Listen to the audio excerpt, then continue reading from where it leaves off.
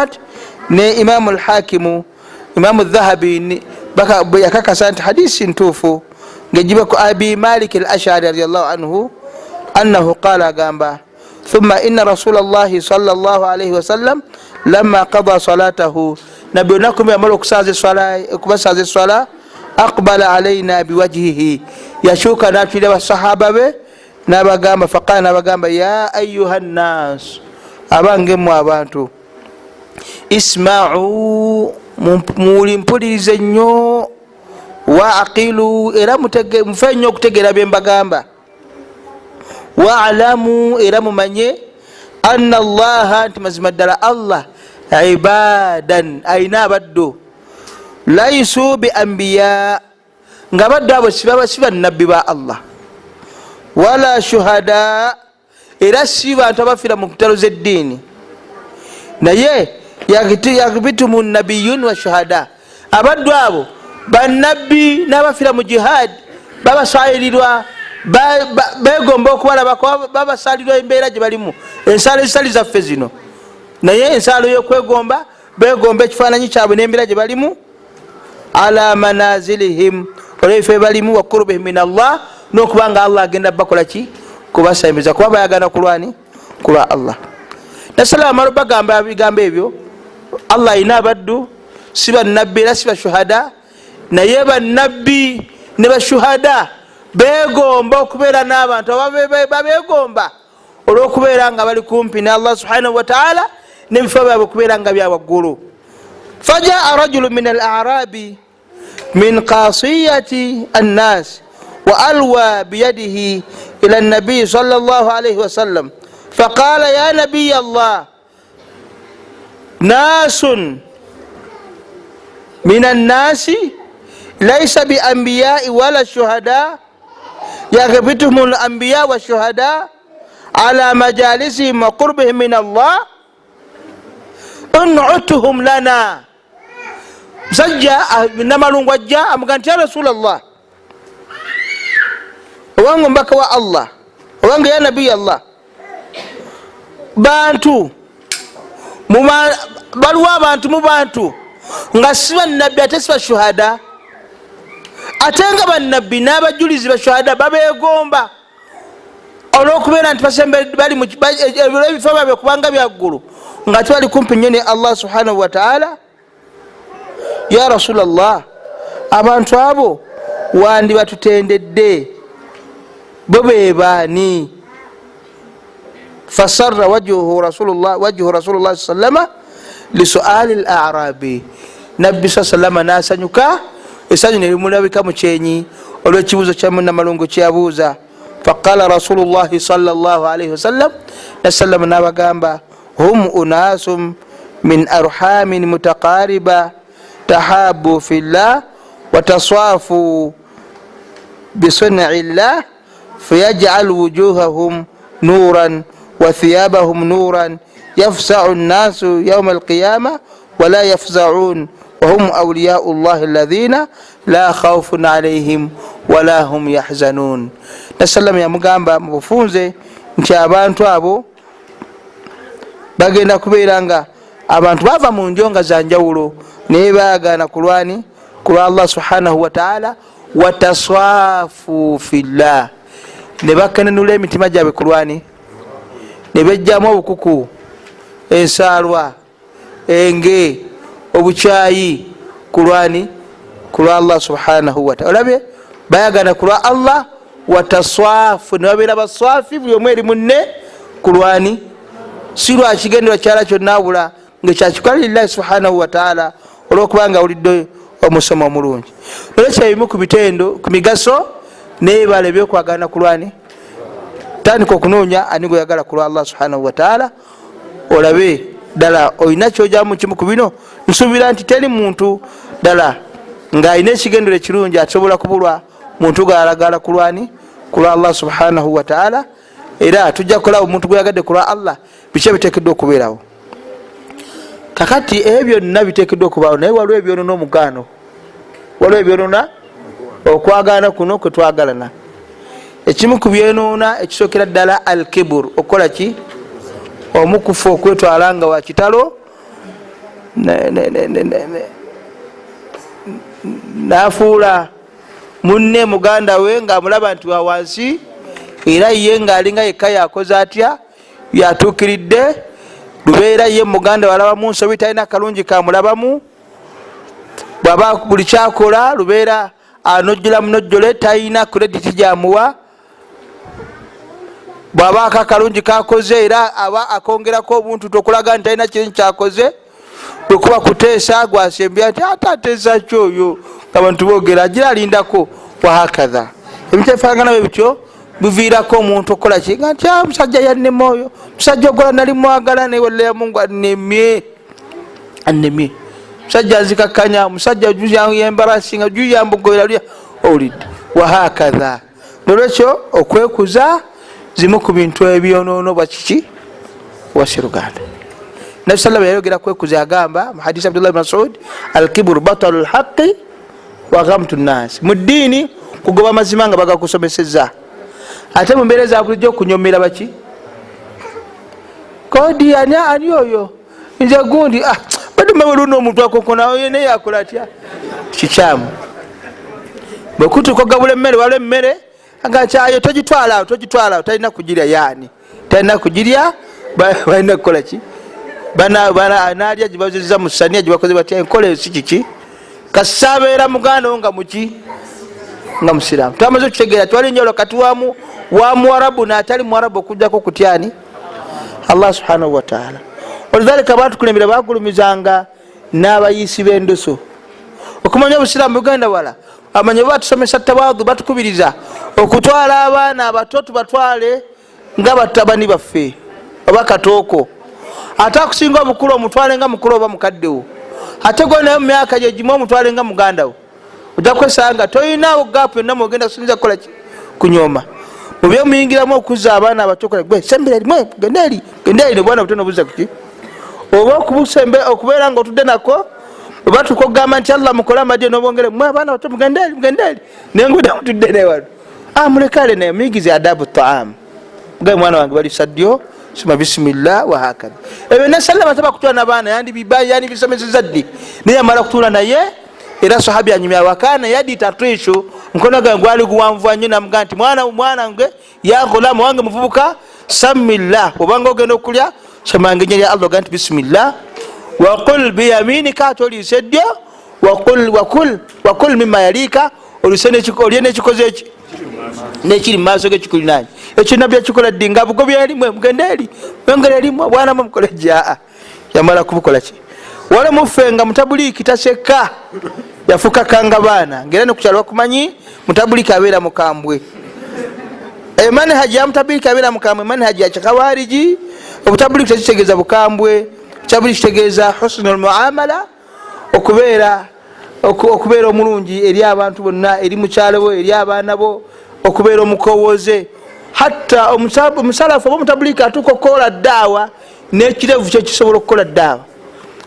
ng'okironja bulungi nnyo n'okirabisawo n'okisanira buseera agandi omusajja ayinza okwagasa ekirevu waliwo omuntu omu yali ayogera ku Shk Omaru twali fotupo tulakubasa mugamba kakyogere kati kikoze byokubirawo yanga banne omusajja oyo ayinza okwagasa ekirevu bannange olidde era nati nalabanga nyavubuka nga bamutegeza nyo seka yakolaki ngaekirevu kya seka kibasanyusa olidde aga nti abasajja babiri ne Shk Abdul Karim bakwagasa ekirevu ekyokka kiyinza ofuuka eddaawa ekokolaki nemulimufe obusiraamu ng'alina ekirevu mutuufu ngogatya ngerabaga nti omusajja akutamya ekirevu oyo enakaja kikolaki yekirabikamu smartness yokalla bawadde nga oli musajja muyonjo osobola okwagalisa abantu eddiini naga nti banne omusajja yakwagalisa obutabuliki kyokka ekyo era waliwo omusiraamu mulanga ati Shk Omar abaddeko wano yabaddeko ntegedde sahafa akitegedde kakati ekyo kyokka kisobola okukola ddaawa wala neyambuza bugwakoze omutuukiranga nomugaa nti nsimanyiwe namutandika seeka naye mubutuufu omusajja nze naliseka obwona omusajja anjagazisa obwoba bannange owabwabuja nagenda nembubuuka buuzizaano kakoze eki ebyo byokka bisobola okukola ddaawa dawa tekitegeeza kuyimira ku kituuti notandika okukola nti abange mujja wabula ebikolwa byaffe byennyini. Empangala gyo ngaawangalamu awaka ne mukyalawo ne famire nsobola okwagasa abantu obutabuliika mufe olawaga nti bannange ng'abaana abawala batyaga nti nze Allah bansaasidde saagala musajja mutabuliiki sinza bwala bukola otya bwokwata mukyalawo saagala musajja ngaoyo saate bona omukwata bulungi waga nti Allah abansuusa nenkula njaga musajja mutabuliiki nga taata gundi kubanga akwata bulungi ki. Ebikola byaffe bituuka n'ekiseera abaana baffe nga batofumbirwa bwalimu olese mwalimu n'omwe mwana naga nti sinziza ku taata yabadde akola maama naye mwalimu saagala bintu byakiwalimu kanfumbire ku kankyuseeko koleki kubanga talaba future talaba mirembe mu bwalimu. Saate bwobeera omwalimu bulungi alowooza nti abalimu bonna bagenda okukola ki eraga nti condition ye ebeera ekyo kyalaba kiki. Nolwekyo tulina okwetereza ebitiibwa. Obutabuli tekitegeeza kubeera raafu kubeera haji kubeera taafu awaka wahakadha waliwo kyetagisiza waliwo kyetagisa okudda okubeera ku mulamwa. Nolwekyo ab'ebitiibwa kiburu atakabburu ekola kirere nnyo mu kukyalo Basseruganda hatta n'amaka gafa kulwa takabburu. Sheikh Abdul Karim ekisomesanga nnyo ng'akiziyiza nnyo abatabuliika okuba nekiki etakabburu. Nolwekyo wekiwa Allah subhanahu wa ta'ala yayogera kubakkiriza agamba Muhammadu Rasulullah walladhina ma'ahu ashidda'u ala al-kuffari. Bakafiri kibali nabo shidda abalwanyisa obuki ruhama'u bainahum ate babeera wakati wabakkiriza babeera bakola ki basaasiragana babeera basaasiragana. Ekyokubiri mu byonoona Obwasseruganda al-ananiyatu omuntu okwefaako yekka okwefaako wekka buli kalungi gwokweyagaliza nibwekuba kulyazaamanya banno balyazaamanya naye gwe akalungi kakole ki kadde gyoli. Ebibi byonna tobyagala kubyezaako bigenda eri abalala gwewezaako birungi byokka wezaako birungi byokka. Oluusi bitera okulabika ne ku mmere mukulya emmere oli bwalaba saidi eriko ennyama ngaasika olusani agenda alusika oba ngaalukyusa oba ogenda ngaalya nga bwasonga agenda awali kiki awali ennyama oba abamu bakotera okukozesa akakodyo okwefuula amiirwa olusaniya nabeera nga yagabanyiza abantu ennyama oba ogamba nti bonna nafunyemu obuzibu ndi mulwadde nekandi ekanyama kano owulidde mukadde bulala bungi nnyo abantu batera okukozesa okulya ku bannaabe kiki ngaakagawe soniya nazunguka kama nini kakati obukodyo bwe enkola teba nnungi. Omuntu okwefaako wekka olusala okulabika mu njogera ng'omuntu yeemanyi yekka era bulwaba gano manyinze kalo manyinze era banyiffe nga buseera gwewekka gweyogerako teri balala boogera okujja gwe ana kigambo kibamu anania kigambo ana gwe nga gwe era waffe waffe manyiffe waffe nga abantu balinga batalina abo okujja kumukola ki gwe olina bamuwekka wekka awulidde. Ekintu ekyo abantu bakiganika nti musajja oyo bakibasooka okumanya musajja abewanyirako nnyo musajja oyo yemulisa musajja oyo yesoma buli kiseera alinga alowooza oba ffe tetulina waffe oba alowooza ebigezo tetubika wahakaza bantu bagenda bakwesama mpolampola olibaga nti agenda tandika bewabwera genda tandika bewa abantu bagenda bakola ki nokyo kyono nobasseruganda oba oluganda abantu tebaagala kuwuliriza nnyo obukiseera nga gwewekola otya gweweyogerako nabo balina gye bava. Nolwekyo ananiya kigambo si kirungi kiviirako omuntu okubeera nga tafa ku banne okujjako yokola ki okwefaako yekka. Ekyo kiraga Bwasseruganda. Abantu abooluganda bwabeera mu Darusungano bwekutuuka okuvaayo atandika okulooza ku banne baba natambula batya babeera nemmotoka ga basiraamu bano babalagawa nga balekanga batalina mmoloka naye Bwasseruganda balina emmoloka bafuga buvuzi tebaagala kumanya akola ki abamu ndabiramu basika waggulu ne bazikola ki sigaba balina mmoloka muvude bulungi basika waggulu aga salamu alaikum tagala kutunulanga mutwaleko tagala kukola ki salamu azotola naye nga atunudde eri. Abamu tubalaba oluusi akutuukako nakwata essimu ate ogamba ogenda muga nti ntwalaako siraamu ntwalaako bakutuukako nga yefuula kuba esimu alina gwayogera naye nga tenda gwakolaki gwayogera naye. Nolwekyo enkola efaanagana bwetyo yokwefaako si nnungi. Bimu ku byonono obwasiruganda oba okhuwat islamiya. Ekirala ekyokusatu adamu lihtikami ila sharci llahi fi lmuamalat oba fi lalaqat, obukuva ku mateeka ga Allah subhanahu wataala, obutalamuza ku mateeka ga Allah mu nkolagana zaffe, kubanga omusingi oguzimbiddwako enkolagana yaffe musingi gwa buki? Gwa bukkiriza na busiraamu. N'okubeera nga tuzaabye ne bwe tufunye obutakkaanya okubiza eryani intanazaatum fi shay'in farudduhu ila llahi wa rasul. Mufuja butakkaanya mulabe Allah agamba kyo, mbaka agamba ate bwembanga ddala mukkirizani in kuntum tu'minuna billahi, nga mukkiriza Allah mumanyi nonakonakomuja musinkana. Naye fe kyetukola twagala kukola ki? Walidhalika wekiwa Allah subhanahu wataala ayogera mu Qur'ani mu suratul Maida agamba fanasu hadhan mimma dhukiru bih فأغرينا بينهم العداوة والبغضاء إلى يوم القيامة وسوف ينبئهم الله بما كانوا يصنعون. Kasatwala bino ekyengera ky'obusiraamu n'obugabo gw'obwasiruganda ebijjirira tuba tugenda kufuna kukyojjagana na ntalo n'ebizibu okutuusa ekyabwe kimirawo, era ekivijjirira kubeera kukyojjagana na kwesonga mu ngalo. Suratul Maida, barakallahu fikum, Suratul Maida aya 14. ولذلك شيخ الإسلام تيمية رحمه الله يقام شيخ الإسلام تيمية رحمه الله يقام إذا ترك الناس بعض ما أنزل الله senga abantu bava kugamba ku mateeka Allah ge yabasiza okuteeka mu nkola ne bagaleka jahlan olw'obutamanya au hawan oba olw'okwagala kw'omutima gyabwe, waqaat bainahum al-adawatu wal-baghdha, ekiddirira kufuna bulabe na kutinyagagana wakati waabwe olw'okubanga bavudde ku mateeka gani? Ebitiibwa ebitugatta n'okutuvula abooluganda mateeka ga Allah subhanahu wataala. Ensonga ey'okuna mu byonono bwasiruganda al akhudhu wa adami al ata. Muganda wange muto wange akyogeddeku wano Sharif,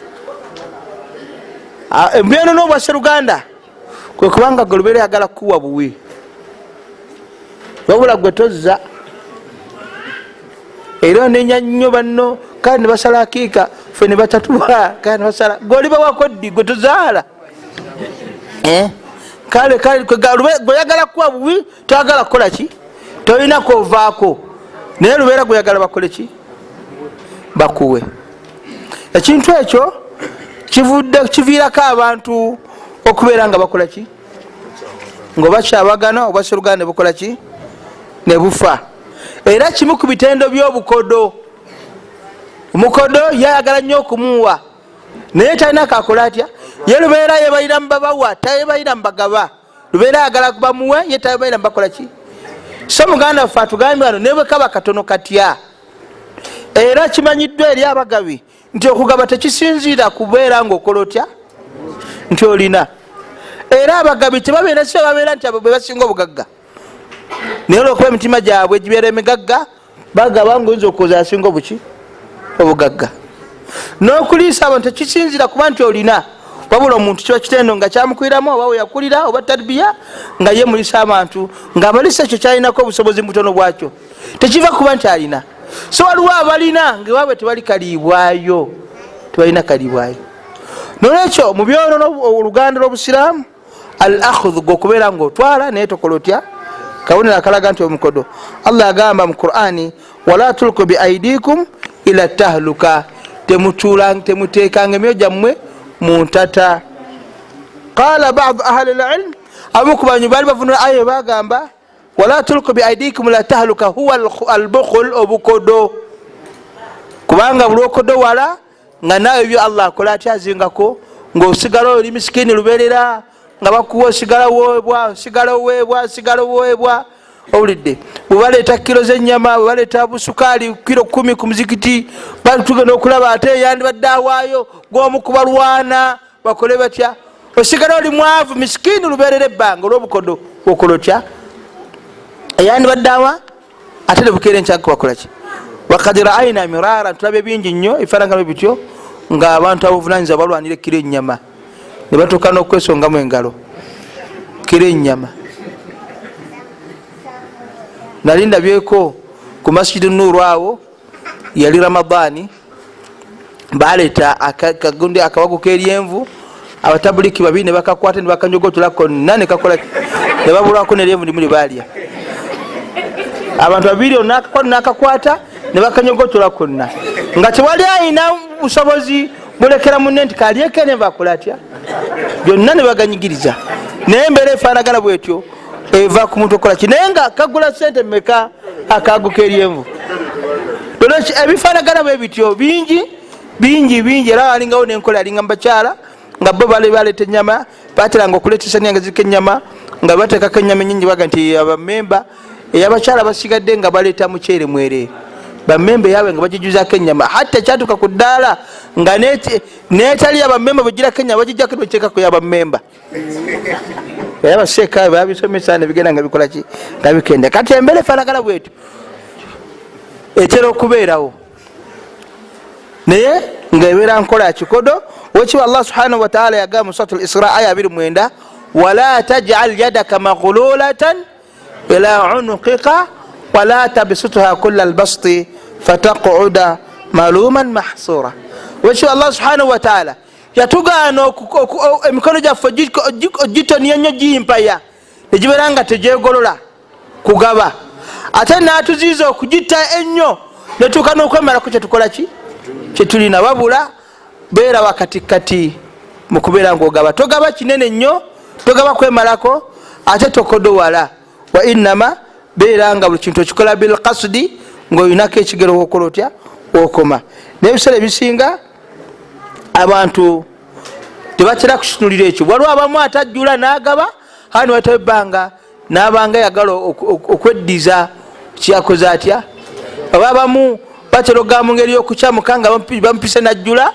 bamala okujjula ate bwayitawo ebbanga naga nti bampapyemu wananirizeemu wahakatha waliwo yamunyumiza yakwata mu nsawo ye mwalimu ak'emitwalo 2 n'emitwalo 5 nakwatamu bwati ndowooza agenda okulaba nga ka mitwalo emeka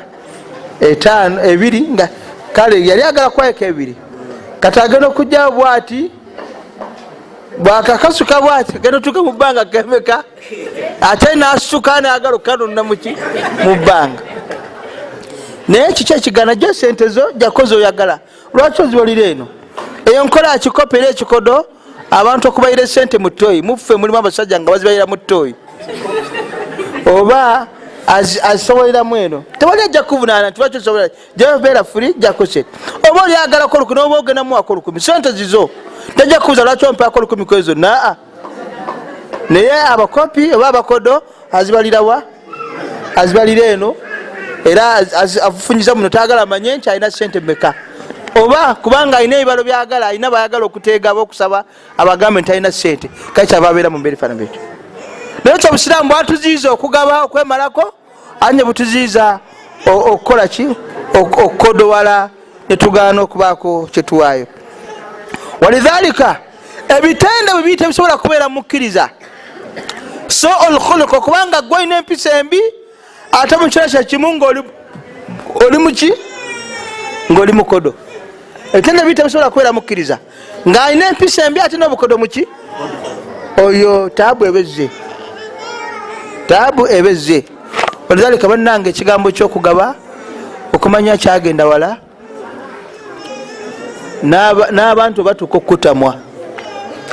abantu batuuka okukola ki mbadde mukimanyi nti ne mukyalo batuuka okukutamwa ngaokodobadde nnyo gizuse n'abaana batuuka okujjamu besige era baga kale ngenda kulesenga wa dadi alima tagenda kuleeta okujjako anku kale omwana wakujjamu otobesige nabuteeka mu mulirwana omwana ono akujja busige nabuteeka mu hatta waliyadhu billah ne puusu yennyini puusu yawaka esobola okumanya awaka agiwa natagikola atya mukigenderere era agiwa egenda weeriwe kabira atagiwa telinnyawo era agiwa emanyi esobola nomuteeka ku luguudo wakyamira nemuteeka ne bambuka neyawaka atagiwa telinnyawo era temwerekera agiwa gwemanyi agiwa yonna gyebeera eba muteeze ugonya bwati ngedduka nekola ki neva nolabanga esanyuse epuusi bwekibanga kisobola okulabika ku puusi ate omuntu oba omwana wo mufe mulimu abaana nga nti tusomesa abaana olwo omusiraamu omu yatuwa abaana ne babeera nokusomera nti kale mukubire taata abaluni aga nti twamukubidde taata naye taata oba najja atajja kujja nga nti pesimu nemukubira nenjoga ti waayo abaana nti ta sheekh inshaallah kati abaana baleete njoga nti abaana gwe bo banona waseka tutwale bona tutute taata tagenda kujja bwatyo bulijjo taata bwatugamba natajja kale taata wooli abaana nobafula bamulekwa wooli kakati anasinza kukyokusabira nebwona bufudde asinza kukyokusabira nga bwakusaba ekitabo we ofuuka obeera mukambwe ennyo akisabaani bwakusaba engatto nga bwekutuse ogimulangira gweoyagala jambala emyaka 10 naye nga jeje asobola okwambala emyaka 10 gweyo jambaire emeka nga temuzambala mutya nga temuzambala gulaki ogula eyalaisi etagenda kukolaki oluvanyuma ogimulangire wala mufe basaba ebyetaaga waka nobeera mukambwe nnyo nobeera mukambwe nnyo afaanagana bwatyo omukwano gufa omukwano gufa bwe gubeera ate kulwa Allah subhanahu wa ta'ala n'abantu bawangana nabo tebaagala muntu nga takola atya nga tabawa nolwekyo obusiraamu bwatuziiza obukodo muganda wange Sharifa akyogeddeko nnyo wano sijja kukirwako nolwekyo muganda wange bawulira nga baganda bakomplaininga kubaga nti gundi oyo akakakalibwako tandika okwetereza otandika okolagana baganda obulungi nga bwe kyandigwanidde ensonga endala ezonono bwasseruganda attajirihu okubajaraha lubeera gwe okalabula bakalabule lubeera okalabula baki bakalabule tobasiigako kazigo wabula gwe okalabula buki bukalabuzi batukeseraga nti oyo bwatyo musajja oyo yannema okubeera naye talina kigambo kyayogera kyamagezi buli kiseera yekka yetwala nti ategeera kiseera yakola bakuleka naddala babeera nga tolina kirowoozo kivaamu kizimba okugjako okubonoona walidhalika olwokuwangaala obumu n'okuwangaala ebbanga lyonna nga tusembereganye kirimu emigaso mingi naddala bwekuba nga tukwanyaganye ku lwa Allah subhanahu wa ta'ala naye ebiseera bisinga bwetuwangaala ffenna amutera okuvaamu ate emiki emitawaana mugimu ku mitawaana ebiseera bisinga taziinu ba'duhum li ba'din abamu bwe olwokubanga tuwangaala ffenna abamu batandika okwewanyira kubaki n'okwewundira ebigambo ng'awunda ebigambo byo eri banne okusobola okubeera nga bamumatira n'okumulaba n'okumukakasa ekyo kikyala okuleeta obunanfuusa oluusi oba obulabe olwo omuntu nga tabiata obutonde bwe nga taagala kumukola ki obwokubiri alkalaamu almukhalata akthar min alhaja okwogera nnyo ebigambo ebisuka kiki obusiraamu tukuliza okulambagana naye okwogera okuva oluusi ku manhaju litidal netuva mu kunyumya netutandika kugenda netuva mu kigaya netukola olugambo tuva mu lugambo netuziza emisango naddala ebiseera bino ebijjudde bambega abangi gwe osinga okutegeera abakola kino abakola kiri abakola kino abakola kini ku nkomerero batandika bakunoonya ngaogamba nti gundi batukolaye bati naye nga byali biki bigambo bibyo kennyini ebitaliko kipimo ensonga yokusatu an yasira dhalika adatan okubeera nga efuuka nkolayo mwina akafo emusinkana naye nga temusinkana lwakuwegasa wabula lwakukuba sitole nga senga omuntu aga nti nalese ekitalisale ntugiyitemu agati nze yahi bino ebintu sibyairimu kisata tujja kubeera muirimu abo gye bali gundi yansobera munange bwetubeera bintu byairimu tubeera bintu byairimu oyo natama olwekintu ekyo kizibu Sheikh Ibn Qayyim agamba ekyokuna dhuhuru al-akhta wa wuduhu al-uyub olwokuba tusinkana buli kiseera n'okunyumya buli kiseera ensobi zitandika okubeerawo n'omu ogukola ki gwate munawe ogenda kubijja byonyumiza muno buli kiseera buli lunaku buli lunaku bwotaba lugambo nakutemerera nakugeya ate mwagala kuganyulamu ilmiya ekijjira bigenda kubeera biki bigenda kubeera bigambo walidhalika Ibn Qayyim rahimahullah amanyi banyonyera ekigambo kye nga bagamba almaksudu min nawaqid al-ukhuwati al-khalatati al-fasida ekiganira mu kwegatta kuno kwekubeera nga twetaba n'abantu okwetaba okutali kutuufu alla takunu ala ghairi alwajhati shar'iyya okutamidde ku mulama gwaki gw'amateeka ga buki ga busiraamu. Fayasiru lika kaannahu jarahati najrahu kullu minkum al-ukhra, nekituuka ekiseera nga olusinkana lumusinkanye kukubangana lwali nakwejerega, ekivaamu oluusi abantu okubeera nga batandika okubaganamu ebituli n'okutandika okucojagana n'okuyombagana, ekiviirako abantu okufuna bagda n'obutakkanya. Ensonga ey'omukaaga al-hasadu, ekiki ensaalwa. Ensaalwa bebitiibwa zirina ebizibu bingi. Allah bayayogera ku mutaana gw'ensaalwa mu suratul Maida aya 3 yagamba, 30 yayogera ku baana ba Adamu, batabani ba Adamu, yagamba fatawat lahu nafsuhu qatla akhihi faqatalahu faasbaha min alkhasirin. Olw'ensala zalina zamaliza okutuuka okutta muki muganda we, era namutta. Ebukeera enkya ng'agamba ya wailata oba ya laitani, nga yejjusa, kale nakoze kyaki, kale singa mbadde nga mithla hadha alghurabi fa uwali sawata akhi fa asbaha min annadimin. Naye nga zaali ensala ezamukola ki, ezamuviirako okukola ekikolwa ekyo. Walizalika ensala ebitiibwa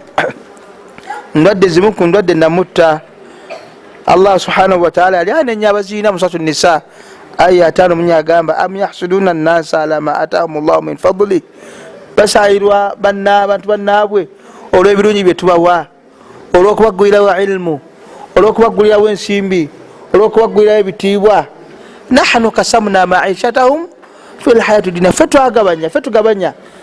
maisha gaabwe ne riziki yaabwe ku bulamu buno bw'ensi. Olwazalika abantu batuuka n'okugamba nti ensaalwa zituusa omuntu okubeera okukafuala n'awakanya Allah n'ava nembuki nembusiraamu. Bwatuuka kudda etandika okunenya Allah subhanahu wa ta'ala, ya Allah lwaki gundi omuwanze n'otampa, gundi lwaki Allah omuwa tekimusaanidde, ng'olaba gwakoze atya, ng'ate mu mannya ga Allah mulimu erinnya al-hakimu, ateeka buli kintu ekikoze eki kwekisaanidde okubeera. Kati omunenya okuwa gundi ng'olaba tasaanidde kumuwa, olabanga Allah tategeera oba yateeka neema eyo wetakoze etya, bitera okulabika. Mukazi gwalina tamusaana atya olidde, musajja gwalina tomumuwa otya olidde, gwe tomumuwa otya, ayesiga omuwa mukadde yamumuwa. Wahakadha emizimbi zalina tozimuwa otya. Allah jalla wala talina wateeka okujjako alaba nti watadde wakoza ki wagwandi. Naye nga oluusi ekyogezo ekyo oluusi nsaalwa awulidde. Nabbi waffe Muhammadin sallallahu alaihi wasallam yagamba dabba alaikum da'ul umam qablakum, mumammwe mulimu endwadde, mu umma eno mulimu endwadde, endwadde yabakulembera. Nagamba alhasad walbagda, ensaalwa n'okunyigagana. Nagamba hiya alhalika, yennamutta. Nagamba la aqulu tahliku sha, sigamba nti esalako enviri nezijja ku mutwe, wa innama walakin tahliku ad-din, esaanyawo eddiini yonna. Naga nti wallahi nafsi biyadihi, ndayiro yawanidde omwoyo gwange nga guli mu mikono gye, la tadkhulu aljannata hatta tu'minu, temugenda kuyingira n'okutuusa nga amaze okubeera abakkiriza. Wala tu'minu hatta tahabu, ate musobola kubeera abakkiriza nga temwa kutuusa nga amaze okwagana nga bakkiriza. Kyava agamba afala unabbiukum bima yuthbitu dhalikum lakum afshu salama bainakum, babuire kina abanywereza ekyo nekibafuula abakkiriza bannamaddala, musobole okuyingira ejjana, musaasanye salaamu wakati wammwe. Nokyaba ebitiibwa, naamu ensaalwa ndwadde namutta esinga okwonoona, eyonoonera ddala. Walidhalika amanyi bagamba omuntu ng'alina ensaalwa talina kyatasobola kukola. Omuntu ng'alina ensaalwa talina asobola okutta, asobola okuloga, asobola okusamira, asobola okukola buli kimu bw'abanga alina gwasaaliddwa. Bwe kiba nga kigendwa kye kumugjawo. Bameka mu bakyalo lwayira abagenze mu shiriki, abafu akafwadde, naye nga bakikola lwaki? Lwa nsaala gy'alina ku mukyala munne. Bameka mu bakyalo lwaleero abakola ebikolwa nga tosobola kikkiriza, naye nga kimukozesa kiki? Ensaalwa zalina ku banne. Naffe mbe walimu ojja kuzisanga ng'oluusi omwalimu ayogera ku mwalimu munne ebigambo ebitali bituufu, naye nga lwaki? Lwa nsaalwa, kubanga munne yunafisuhu, amuvuganya ku celebrity. Ebyo bingi nnyo mu society mwetukola ki? Mwetuwanga era mwetuli. Barakallahu fiik. Nolwekyo ensala baganda bange bitiibwa, eriko ebigambo bingi nnyo, naye ensala zino zisobola okulabikira mu bigambo by'abantu, zisobola okulabikira mu bigambo by'omuntu, naddala bwayitize nnyo okwogera ku nsonga buli kiseera ngaeringa gweruma buli kiseera ngaeringa gwekola etya ngalaba emuluma buli kiseera nagyogerako. Bwekibeera ekirungi mathalan baguzeho bakanzu nungi ishekhe kanzu ekunyumidde buli kiseera abagikola atya nga nti ekanzu enirabika efuuse ekizibu gyali awulidde bwekabeera akamotoka buli kiseera akubuza mpozi akaguza zeno meka esisuubire nankani akamotoka kalinyadde ebbeeyi kakabwe katyo buli kiseera bakumanya nti emmotoka eno efuuse esibwa hakatha awulidde. Nolwekyo ensaalwa Allah taase ndwadde namutta eri mubakkiriza eri mufa abalimu eri mubalongoofu Allah taase. Ensonga ey'omukumeka ey'omukaaga ey'omusanvu kale ey'omusanvu alghiba okugeya wahiya dhikruka akhaka bima yakrah okwogera ku muganda okyakola atya nga senga banakimugamba agenda kitamu oba nyiige. Nabbi sallallahu alaihi wasallam omusajja amubuuza namugamba nti ya rasulallah wange omubaka wa Allah araaita olaba otya in kana fi akhi ma aqulu bwembanga ddala kyemwogerako ngaakirina. Nabi sallam nagamba bwabanga ddala kyemwogerako akirina fakad iktabtahu oba mugeyeza wa in lam yakun fi baba takirina fakad bahattahu oba omutemeredde. Nekyo obusiraamu bwaziiza okwogera ku muntu muganda wo ekintu kyonna ngaakikola atya ngaakitamwa. Ayinza okubeera okumwogera ku bbaawe bana alina akasajja nze nebaba babuza kusikafumbirwa nga bakubalidde ku musajja wo agenda kuka kuwaye oba mugeza oba okwogera ku mpale ya musajja nti maama kawale ka muntu mukulu aba nga kampi bulala ebyo byonna oba mukozi otya nebiralifana bweti oba kumwogera ku mukyala we bakazi babula okutuuka okuwasa oyo ebyo byonna bimukolako waya nga sabaza kimugamba oba mwana we. Imamu Nawawi rahimahullah akutuuka ku ddaala kebeera ennyumba oba puusi ye owulidde nga bwoli bonaogera ku puusi ye akukako waya oba omugeyeza kyonna ekina akakwati naye buli okyogeraku nga kimunakuwaza bimu ku bikuta bwa Sseruganda naga nti kiba bwe kityo taddanga mu maka gange saagala kunjogera ku mukyala saagala kunjogera ku mwana wange saagala nefaana bwe bityo. Nolwekyo olugambo manya okugeya kukola kinene nnyo mu kutula bwa Sseruganda. Owekitiibwa Allah subhanahu wa ta'ala yatugamba mu suratul Hujurat wala tajassasu temuketiragananga wala yaghtab ba'dukum ba'da temugeyanga buli muntu nageya munne nabuuza ayuhibbu ahadukum an yakula lahma akhihi maita omukumu yandiyagadde okulya ennyama ya muganda afudde naga fakarihitumu nkibekesa. Nolwekyo ebimu ku bikutu bwa Sseruganda oluganda lw'Obusiraamu okugeyaŋŋana. Ensonga ey'okumeka ey'omunaana su'u dhann okwerowooleza obubi okubanga muganda we tomulowoleza buki bulungi. Owekitibwa nabbi waffe Muhammadin sallallahu alaihi wasallam yagamba iyyakum wadhann abanga embekesa okulowolereza fa inna dhanna akdhabu alhadith okulowoleza bwebeera emboozi ebakyasinze okubeera obulimba nga hadisi erimu sahih al-Bukhari enamba 664. Nolwekyo okulowolereza kubi era kuviirako abantu kwekuviirako omuntu okutandika okuketta munne kubanga tamulowoleza buki bulungi okumuviirako oluusi omutemera kubanga tamulowoleza bulungi. Ebigambo byandibadde bingi mu kulowolereza naye Allah jalla waala atugamba mu suratul Hujurat yagamba ya ayuha alladhina amanu ijtanibu kathiran min adh-dhann inna ba'da adh-dhann ithmun. Abange mwekeka abakkiriza okulowoleza okusinga kuba kulowoleza okusinga kubeera kwonoona. Ekyokumeka ekyomwenda as-sukhriyatu okujeregerera wal ihtiqar n'okunyomerera watanabuzu bil alqab n'okutuuma bannaffe ebinyanya ebitali biki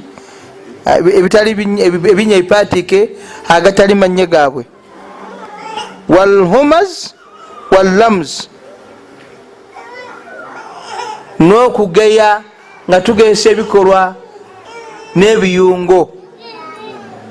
emimwa n'amaaso, ebyo bimu kubisinga okwonona oluganda lw'obusiraamu. Allah subhanahu wa ta'ala mu suratul hujurat okuva ku aya esooka paka aya 12 Allah yabiziiza naga nti innamal mu'minuna ikhwatun faslihu baina akhawaykum wattaqullaha la'allakum turhamun. Yagamba ya ayyuhalladhina amanu, abange mu abaki,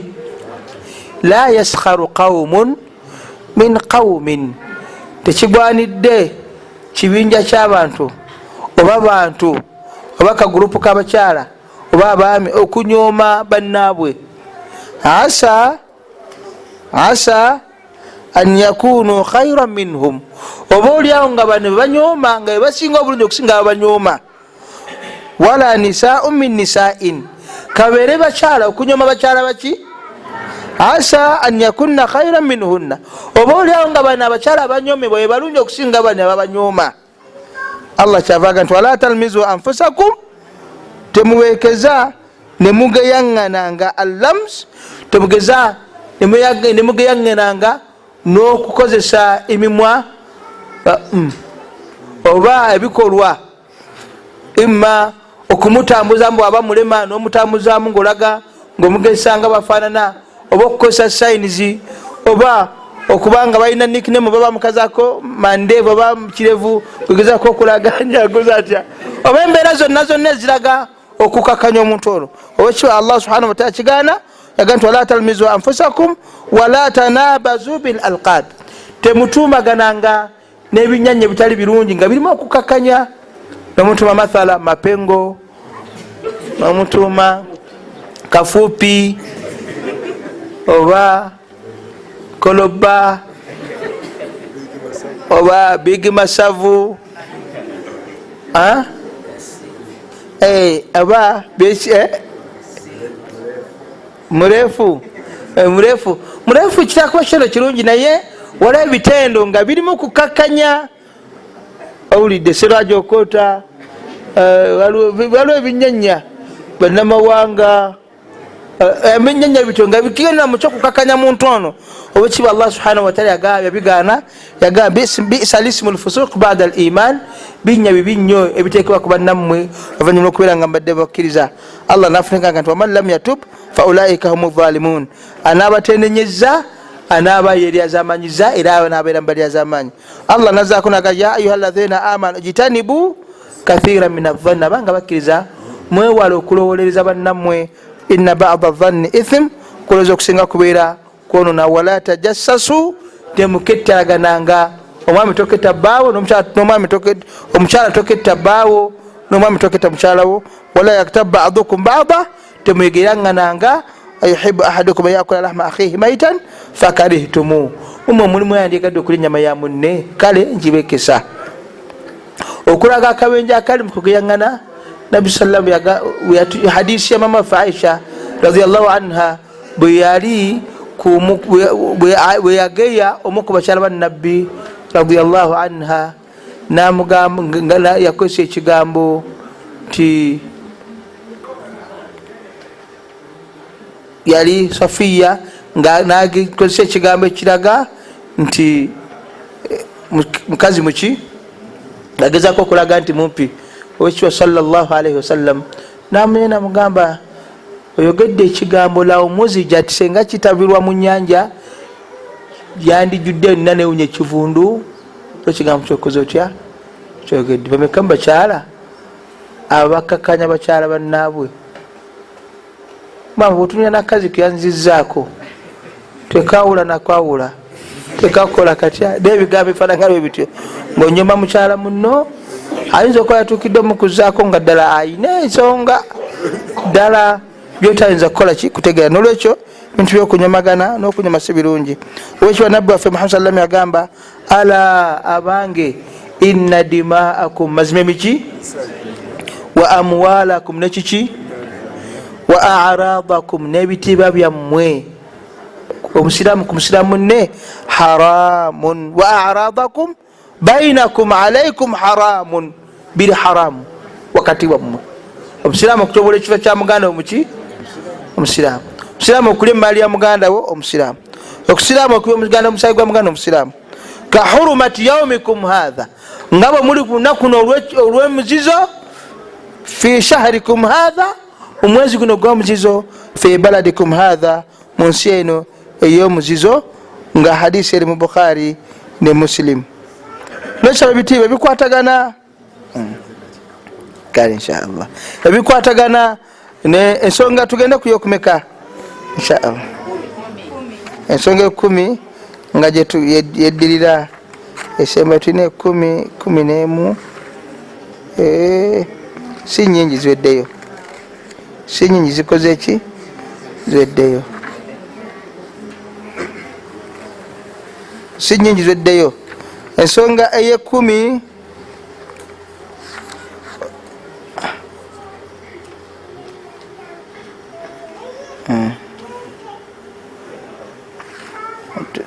jakoma ku 10 alqati'a ensonga 10 alqati'atu wa tahamulu alqalbi okukutulawo oluganda olwo n'okuba nawo kantu muki mutima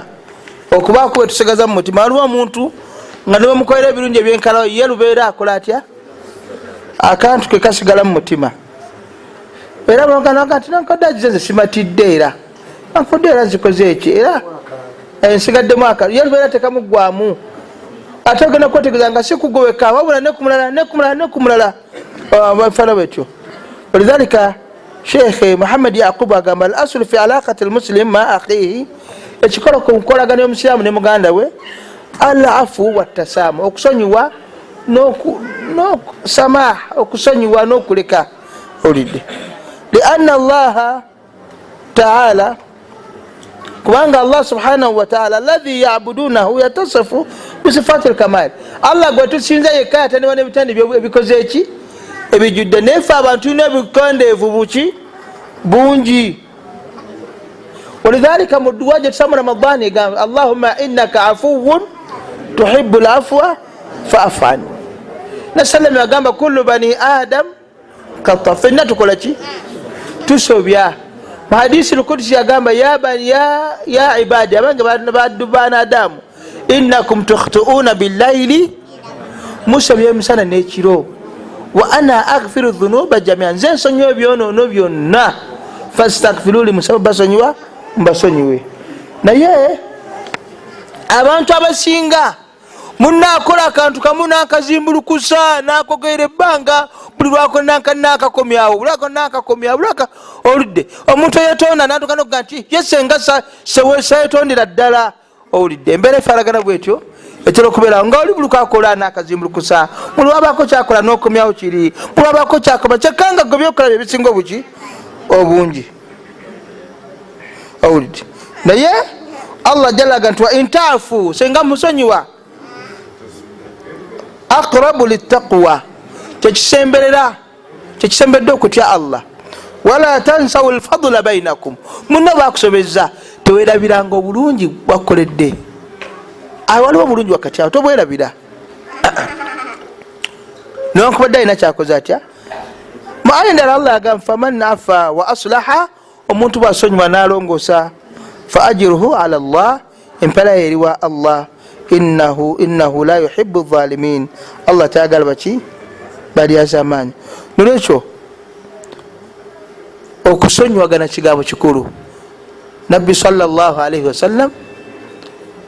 ekitendo kye ne basahaba Allah akinyumyako musawatu Muhammad yagamba Muhammadu rasulullah walladhina ma'ahu ashidda'u ala al-kufar ruhama'u bainahum ainda basasiragana abakiza basasiragana maenda yagamba adhillatun ala almu'minin bakaka mweri abakiriza osobola okubeera dhalila eri baganda bakiriza nga tomusonyiwa basobeza kwesonde naga nsonyiwa noga sikusonyiye luberera oba noga nti omusonyi naye nga wetalinaku ngaokikola otya ng'okiza enkola tebeera nnungi. Walidhalika Imamu Shafii rahimahullah, mulire ebigambo bya Imamu Shafii, tugenda okufunika nabyo inshallah taala, tujja kwongerako ensonga ndala. Imamu Shafii rahimahullah yagamba ihfadh widada man amalaka lahdha, ihfadh widada, kuuma omukwano gwoyo akolaganyeko nawe bulungi akadakiika komaze naye ngaakuyisa bulungi, kakuume. Tomuga wandireseeyo, akakuume. Ayinza okuba kaseera ako mutuufu wali mwetaavu eri enkwata ejakwata. Wala tansa jamila man afadaka lafdha, tewerabiranga ebirungi byoyo oba akalungi koyo kakugasiza nako niwe kiba kigambo kitya kimu. Omuntu yenna bagambanga ekigambo ekirungi nga kimu tokyerabiranga, kitwale kyeyambise, musabire obulungi. Ate wabanga akulongosereza akalungi mudakiika nako kajjukire, oba oliawo kajja kukusobozesa nawe okubeera nga omusonyiwa kyaba akoze atya, kyanaaba akusobezza. Naye okubeera nga okuwuliriza ensobi gyaba akoze olubeerera si nnungi, kyekiba kirungi. Kyovula nabbi waffe sallama yagala nnyo Khadija, naakuma mukwano gwa Khadija eri mikwano gyani gya Khadija. Naffe omukkiriza bwateekeddwa okubeera fe olwaliro bw'ofa omukwano nga gukola ki, nga gutukawo. Naye omukwano bwobanga omuntu yagala munne ku lwa Allah subhanahu wa ta'ala, omukwano gusigalawo ebbanga lyonna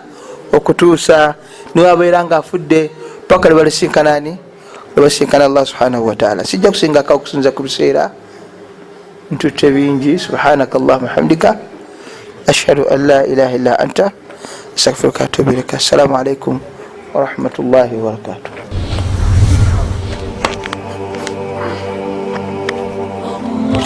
Wa alaikum